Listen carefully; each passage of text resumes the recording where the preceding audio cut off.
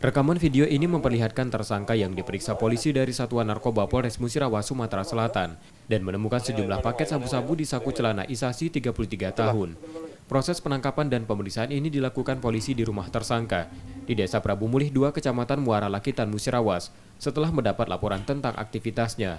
Dari tersangka yang sehari-hari bekerja sebagai petani ini, polisi menyita 26 kantung plastik kecil berisi sabu dengan berat 5,21 gram. Tersangka bermaksud mengelabui petugas kami dengan membawa petugas ke pondok satunya. Setelah digeledah, barang bukti tersebut ada di kantong sebelah kanan. Berapa banyak kan itu kan barang buktinya? Barang buktinya 5 gram 21. Untuk tersangka kita jerat pasal 114 dan 112. Hukumannya 4 tahun dan maksimal 20 tahun. Kini polisi masih mendalami asal narkoba itu dari tersangka.